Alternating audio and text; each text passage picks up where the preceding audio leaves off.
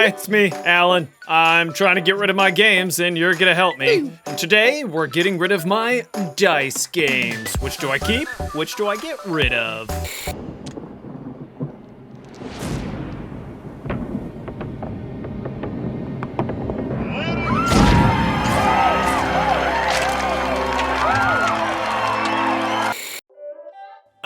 Yes. Dice games. It's not a game, it's a rich thing. Why do we love them so dang much? It's probably because of the tactile feel of them and the spiritual connection that we feel through them. When we roll dice, we never attribute it to luck. Instead, we think that if the faces show what we desire, we have somehow manipulated fate to our side. And if we keep on rolling poorly, we think we've been cursed and are somehow being frowned upon from above. All of this leads to a sincere enjoyment of dice games. So join me as we get rid of dice games in my collection and keep only the precious few.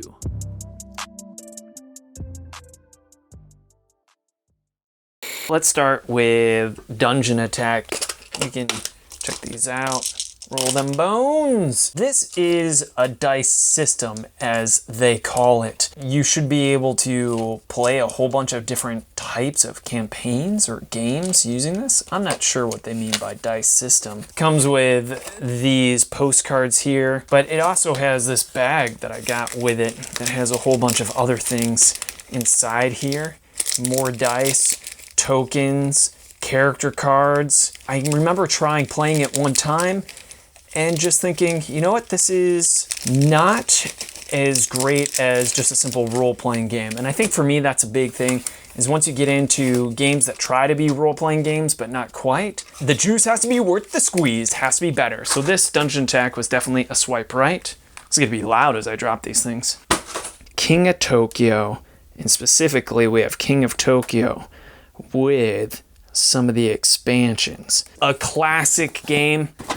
This is the first version of it that I know of, at least. Richard Garfield, same guy who made Magic the Gathering.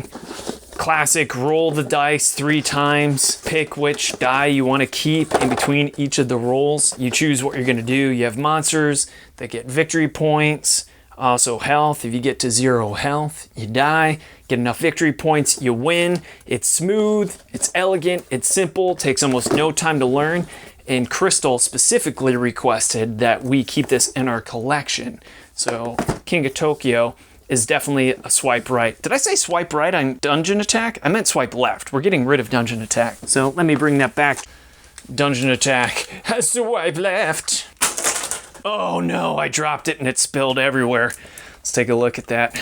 Ugh, look at those dice. Dragon Slayer. Really pretty box. I like the portability of the box. From Indie Board and Cards, famous for the Resistance, Avalon, etc. The dice game with a twist. I remember enjoying this. It has a nice little scoreboard where you keep track of who has what points. Here's little play cards too, where you put your dice on. I don't remember what the twist is, but I do remember liking it. But the truth of the matter is, we're trying to cull our collection of games, and I think even up to this point, I've been swiping right way too much.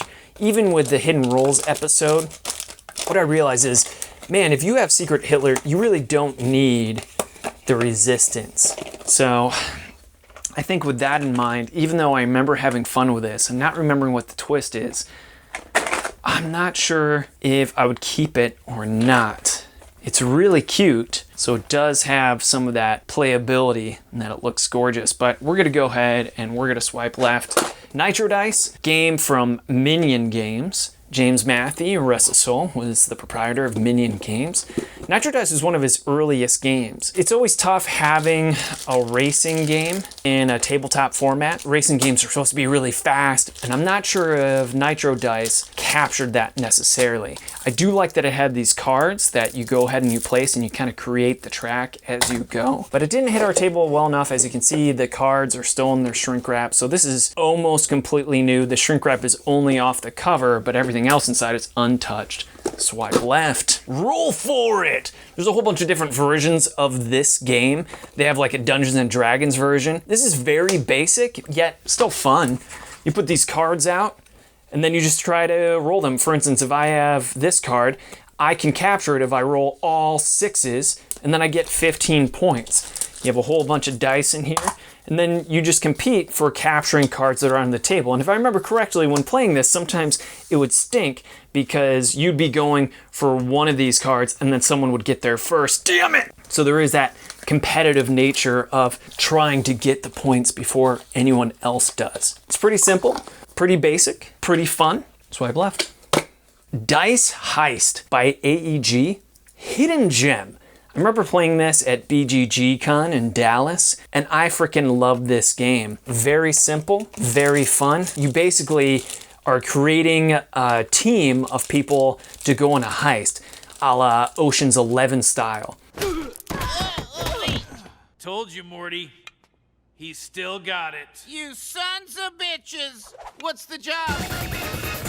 Your team represents some of these dice, and you can recruit more dice on your turn, or you roll to try to capture some famous art. Famous museums, like here's the one in St. Petersburg's Art Museum, the British Museum in London, and then the Louvre. There's this risk-reward system. Do you spend your time adding more and more dice to your roll to try to capture the treasure that you want? Or do you try to get the treasure before your opponents do? The other thing about this game is it's set collecting. Some cards are worth straight up just the amount that they say right there, but other cards, they are worth based upon how many you have. I love it. It's freaking fantastic. Plays in about 20 minutes, so it's a great filler game. And I love me some filler games. Dice Heist, swipe right. This right here isn't even a game. This is First Player, I think by Bezier Games. He has a card game that is First Player. So in a lot of games, it says the first player goes, but how do you choose the first player? Well, in this one, you take this white die, then you take any of these other 3 dice, and you roll them. So whoever has the smallest GPA, grade point average, that's so mean. Let's try it again. This one says lowest address. We could do the red die instead, where it says smallest pets, fewest, most. What are the other sides? Highest, lowest. This is just kind of a chuck-in to figure out who the first player is. I never have a hard time figuring out who first player is. Typically the rule in the house is whoever's most familiar with the game usually goes first, so that everyone else who's not sure how to play the game can watch how it's played. But this is gonna be a swipe left. Herbaceous Sprouts, we already covered in the Shelf of Shame episode. It's not yet open. Oh man, quite a glare from my ring light there. We decided we'd swipe right because it's gorgeous. A dice game, but look at how beautiful this is. Comes with a promo pack right there. We're excited to play it. 1 to 4 players, 1 player, questionable, but I can't wait to play this with Crystal. Maybe we'll make a video of us playing the games that she wanted to keep, but we're gonna swipe right with Herbaceous Sprouts. This is Dungeon Dice. Dungeon Dice is basically the game Munchkin. If you've ever played Munchkin, then you know what Dungeon Dice is. My friends and family enjoy this game so much that we actually got these mats to help you keep track of how it works. Inside, there's even more dice bags that have even more dice in them. It's insane how many dice are in this thing, and they're all custom dice. It's risk reward, where you're going in and you're fighting monsters, you're upgrading your gear, and you want to get to the highest level first, and then you win. But there's something special about rolling dice that make it so much fun. A whole bunch of dice in this big old bag here. Story time, Dungeon Dice is also one of these games that has yet to fulfill its Kickstarter, and it was to replace this bag with a box so it would hold all of your dice so nice and neatly instead of having to jam them all back into here. That was years ago, but supposedly it's still going to fulfill, even though it's at least 5 years late at this point. But Dungeon Dice, obviously I've invested a lot. It's relatively quick and simple. I'm gonna swipe right. Plus, this is maybe collector because I'm not sure you can even buy this anymore. I don't know. Ninja Dice. Ninja Dice comes in this clever little pouch. Inside, you have a whole bunch of these, I believe it's Japanese. It should be Japanese money because ninja is a Japanese word. In here, you have your ninja dice. If it were to do it correctly, there'd be a lot of stealth and assassination. Make sure you don't get seen. It does have cards that go with it. If we're gonna do this, let's do this, right? Cute little box that has location cards in it. I remember playing it once and thinking, oh, that's a solid game. Oh, this stinks. Look at this. Oh man, hate seeing this. Here's cards that go with it. Armory is where you buy items, but these cards don't fit in this box without getting all bent up. It simply doesn't fit. There's no way to make them fit without them getting all smooshed. And I think even when you get this game brand new, those cards come a little bit smooshed. So if you're a card perfectionist, that may be something that turns you away from Ninja Dice. But very thematic, very adorable container. Swipe left. Dice of Crowns. A little bit of a waste here, because here's this dice bag, but then it also has a tin. Very pretty. Apparently it got People's Choice 2016. I don't know if it won People's Choice or if it was nominated. Curse of the camera's focus again. Roll the dice, backs up friends, seize the crown.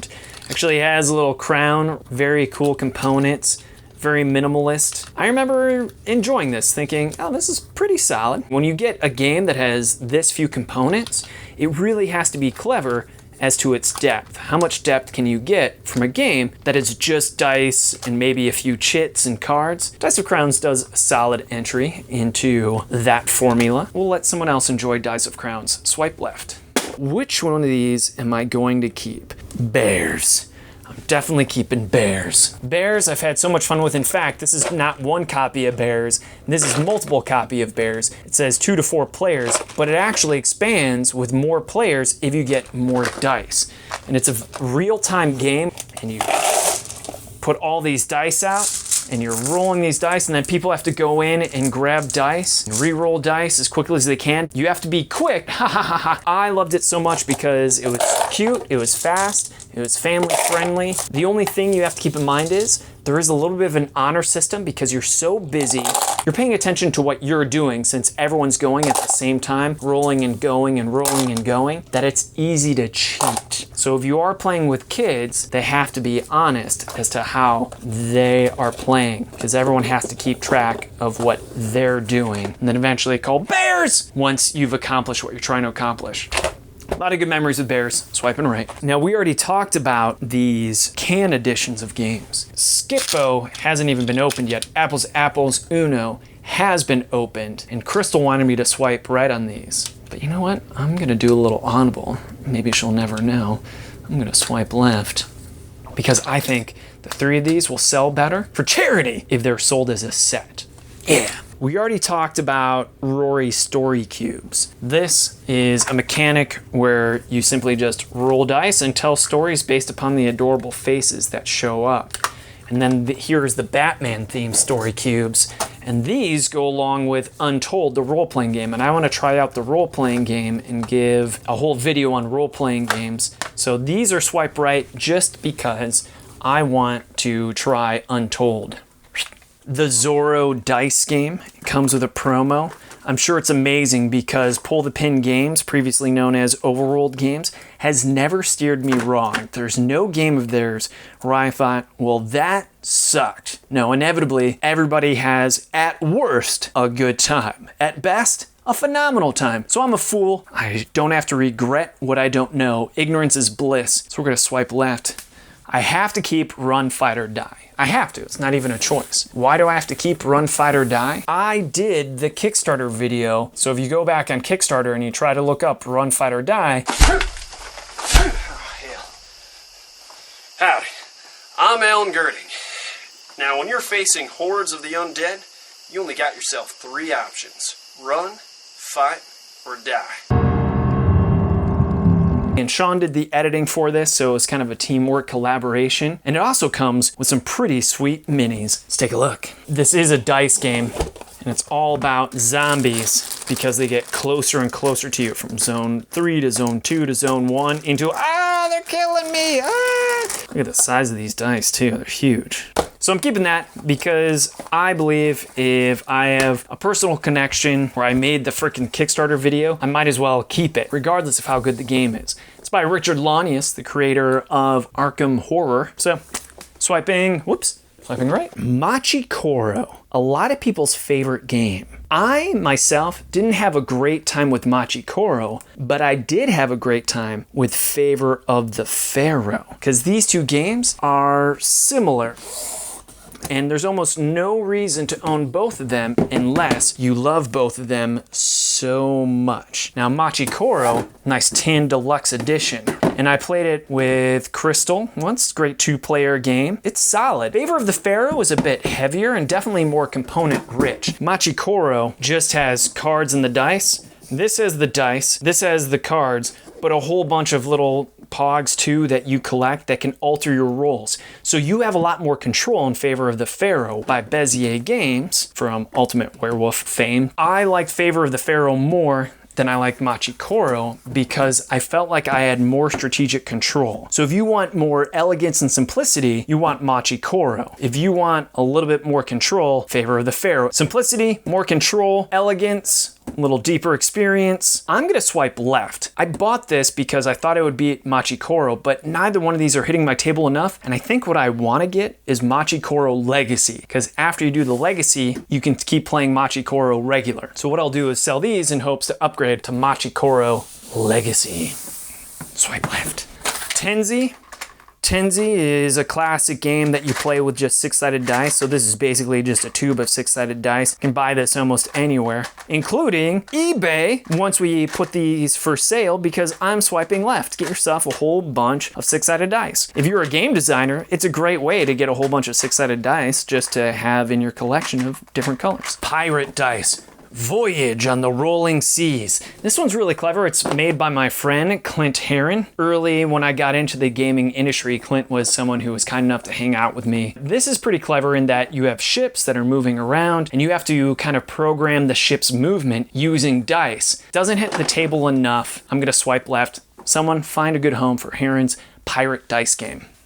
Couriers is a dice building game. Instead of a deck building game, it's a dice building game. And I played it with Crystal and she loved it. But I had the problem that it was too luck-based. One of the rules in game design is if it can happen, it will happen. Let's take a look inside. So on my turn, I wanted to roll to go ahead and start capturing cards. But instead, what I ended up rolling, currency, currency, currency. So I couldn't get any victory points, how you win the game. Instead, what I was getting was currency that I could buy more characters with.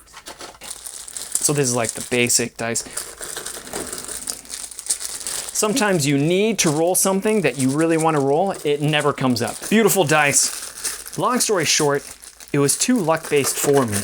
So I sold my copy of Couriers. And it was the first game that I ever sold and got rid of because I was such a collector. I thought I'm never going to sell any of my games. But when Crystal found out I had sold it, she was bummed. She liked it enough that she wanted to play it again. So I had to go out and buy a fresh copy. So I lost some money doing that. So I'd be an idiot if I were to sell it all over again. So even though I have my qualms with Couriers, for Crystal's sake, I'm swiping right. Is this even a dice game? This is Zombag. I'm not sure, maybe this isn't even a dice game. Maybe I'm miscategorizing. Let's take a look at Zombag, see if it's actually a dice game. Bum, bum, bum, bum, bum.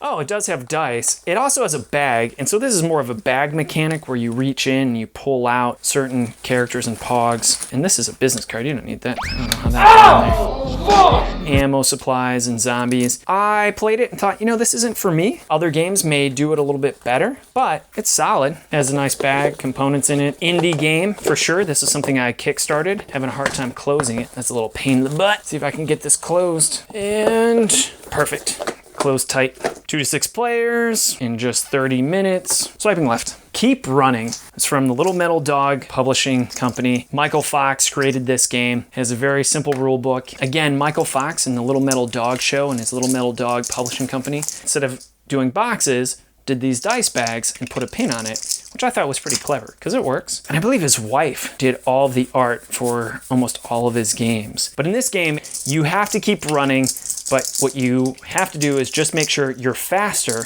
than the players you're playing with.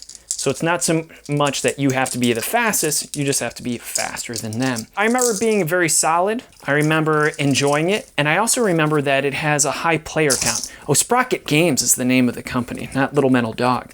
So follow us on Sprocket Games, ages 8+, 2 to 8 players. So a high player count. So this is really fun in that it plays a lot of players. Lighthearted, fun, swipe left, find a good home. Sure, it's already in the camera frame. Dungeon Roll, I remember really enjoying this game. I don't know why it hasn't hit our table more. It has pretty high quality components. In here I have the expansion, Dungeon Roll, the Winter Heroes pack, and this is the big seller for Tasty Mitchell Games. Remember Michael Mendez was really surprised when he had all these heavier games, but he came out with Dungeon Dice, this really pretty dice game. It sold like gangbusters. He was finally making some good money with Dungeon Dice. Oh, it's not Dungeon Dice, it's Dungeon Roll. We don't want to confuse this with anything else. So Dungeon Roll, my bad. I love the Mimic box, but we don't play it enough. So I'm gonna swipe left because when it comes to these dice games, I wanna have as few as possible. Skyline, from the same company that gave you Dungeon Roll, Tasty Minstrel Games. Very interesting game where you roll these very specific dice and you try to build buildings using this. So maybe you need more of a midsection, maybe you need a top. 15-minute play time. I remember it actually took a bit longer than that, had some learnability to it. So I'm gonna swipe left because if you know me too, not a huge fan of building things. Unless it's a deck, because I love me some deck builders. Island Dice, independent designer, Casual Dragon Games, kickstarted this thing. The dice in here are gorgeous, real gorgeous tiles in here as well. Hopefully it finds a great home. Swiping left, Chupacabra. Comes with a crap ton of dice. Look at all the dice in here. Oh my goodness, and it opens up like a drawer. Includes 24 Chupacabra dice that glow in the dark. 2 to 4 players. I think I played this at a con. I was like, I'll grab it, and it was like an impulse buy. I don't remember how it's played, and that's a good sign that I should swipe left. Swiping left. Rorasaurus. I remember thinking it should be called Rollasaurus instead of Rorasaurus, but this one is totally a kid-friendly game. It says 8+. This is from Indie Board and Card Games. Rorasaurus is adorable. I mean, in fact, I gotta show you some of these components. It makes you feel like you're a kid when you're playing. You assemble your dinosaur. You have these different dinosaurs for the different players. So cute. I can't stand how cute it is. What am I doing? I can't swipe left on this. Am I gonna swipe left on this? You kind of create your own dinosaur where it gets these different parts of its armor. You make the noises like, clunk, ah! And look at these beautiful, cute dice. It's such a piece of art.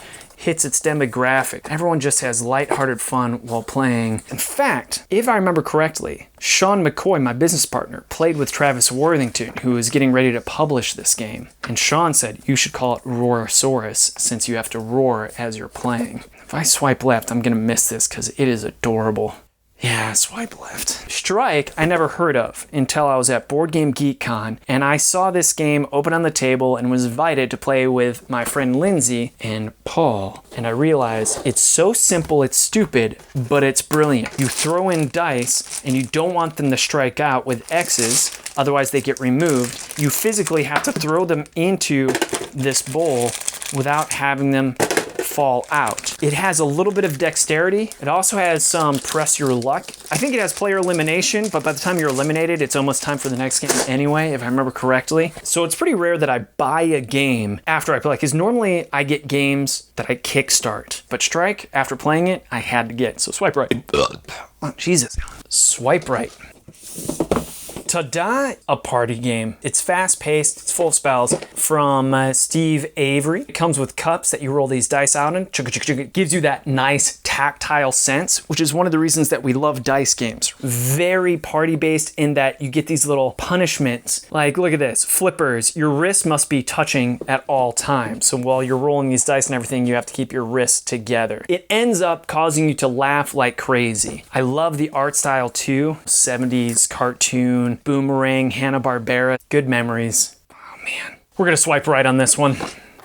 Vocabulary, the outrageous game of wild new words. The planet where old socks go is the card, and then you roll your dice. Yucko Chunk, Mega Super Jelly. You just try to alter the dice. I remember having some fun with this, so if that sounds fun to you, it's exactly what it seems like.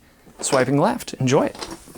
Pandemic the Cure, a cooperative game. Here's the problem with cooperative games. They have to be very challenging because if you beat them on the hardest mode, a lot of times you think, well, I'm done. We beat it. I don't need to play it anymore. I really enjoyed my time playing Pandemic the Cure. I thought it was a great take on the pandemic universe, making it into a dice game. But once I beat it with my friends, I really thought, you know what? No need to keep it on my shelf. So we're gonna swipe left. And then Rattlebones actually has a dice creating mechanic. Sometimes you roll on your dice victory points, but other times you roll on your dice certain abilities. You actually customize your dice. These little dice faces come out. So at first you're just rolling these numbers, but eventually you're gonna start adding things like, do I wanna multiply ×2? So if I roll ×2 and 4, now I'm rolling 8, or do I add in straight up victory points? It's very much feels like a deck builder, but with dice creating. I've loved it. I'm not a huge fan of the art and the layout. It has a really weird, creepy feeling. I think I would enjoy the game a lot better if it looked a little bit differently, but you know what? I enjoy what I enjoy. Swipe right. I'm not even sure if you can still get Video Game High School.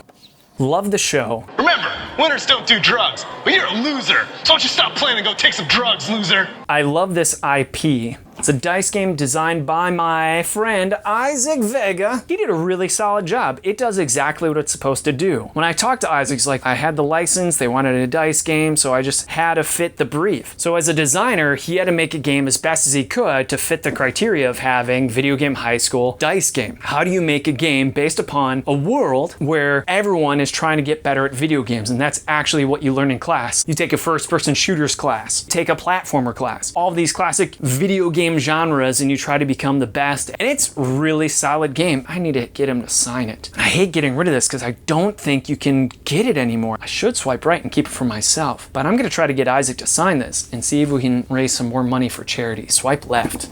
Visualize. You can just play right now. We'll just do a round right now and you'll see how awesome Visualize is. Player scorecard, so you can keep score of whatnot. You roll these ding dang dice, and then you see if you can come up with any expressions. For instance, players race each other to find common two-word phrases or single words made from pairs of pictures. Right, so you can get like hot dog or carpet, because you got a car and a pet. Leave a comment. Let me know what you see in here. Man, I'm not good at this. It's probably why I'm gonna swipe left. This one's probably stretching it. Man, I'm doing a bad job here. Good and well. How you doing? I'm doing good and well, or well and good. And it's probably questionable, which may be one of the downfalls of the game. People are like, I don't think that counts. Let's see, fish out of water? I don't know. You can do better than me.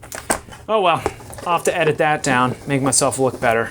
Swipe left. Dungeon Fighter is an insane game. It's fun, but it's so hard. I don't know what I'm doing wrong. It makes me feel like I'm awful at dexterity games. Even though it is a dice game, it is a dexterity game because you're supposed to bounce dice like you would quarters onto this bullseye. So you're gonna assemble this board, and then you actually take dice and you bounce them off the table onto this. Hopefully you're getting a bullseye, and this is how you attack monsters and go diving in a dungeon. Based on the die face that's showing, different things happen. Like if you're the wizard character, you cast a spell. Barbarian, maybe you do double damage. That's Dungeon Fighter by Yellow Games, and it's solid, but I suck at it so much. I remember seeing people play it and I just get jealous because I just died right away. I'm gonna swipe left with Dungeon Fighter, and hopefully someone who's better at these games will go ahead and find Dungeon Fighter a good home. Swipe left. Bees should have been in our Shelf of Shame episode. Adorable game. It has adorable dice, but I haven't even opened it. But keep in mind, this is the Queen Bee pledge. So I pledged at a level where I got all the goods in there. Swipe left. D6 shooter, press your luck dice game. It's kind of like poker and dice come together. The publishers of this game said, hey, we have poker dice and we want someone to come up with a game that really fits these poker dice well. So there was this design competition that someone eventually won. I didn't compete, I didn't put in any entry. When that person won, they came out with D6 Shooter. So if you're getting D6 Shooter, you know that you're getting it from an award-winning designer. Well, the award is simply getting this game published. Hopefully it's good. Swipe left. Zombie Dice, Martian Dice. They are different games. Zombie Dice, pretty much a classic dice game. A lot of people, when they think of pure dice games, they think of Zombie Dice. I love the sound it makes when you pop the top. Oh yeah, classic looking dice here. Martian Dice, even though they're played differently, have similar scoring mechanics. One's from Tasty Minstrel Games, the other's from Steve Jackson Games. Both fun. I don't think they'll hit my table enough. When I play these games, I think I'd rather play Pass the Pigs. Not even here. Pass the Pigs, technically not a dice game, but it should be here because you roll pigs. Leaning Jowler, Cider, Mixed Combo, Razorback, Piggyback. But anyways, why am I talking about a game that's not on this table? Swiping left. And last but not least, we have Space Cadets Dice Duel. This is a more fun version, in my opinion, than Space Cadets. You're on a spaceship and you're combating against the other team. Some people think of Captain Sonar when they think of Space Cadets Dice Duel. Two teams sitting across from each other, you're manipulating your dice, you're doing it in real time. No, we need a fire, load the torpedo, etc. Ah! It's a whole bunch of mayhem. Inevitably, someone would get mad at someone on their team. Trudy, why didn't you load the torpedoes? We died because of you, Trudy. We had more fun than confrontation. It is definitely a unique game. I'm gonna swipe left. Some group that meets regularly will play Space Cadets Dice Duel and really enjoy it. And that's it for the dice games. Here's my swipe left pile. Now look at this mess down here. Oh my goodness, I shouldn't even show you this. This is real. Don't look at the man behind the curtain stuff. Look at this pile of games I just threw down here. But you wanna see the swipe right pile? Down here, Herbaceous, King of Tokyo Strike. There's still a lot there, but at least this pile is much smaller than this pile. So I'm doing it. I'm calling the collection. Hey, thanks so much for joining. Woo!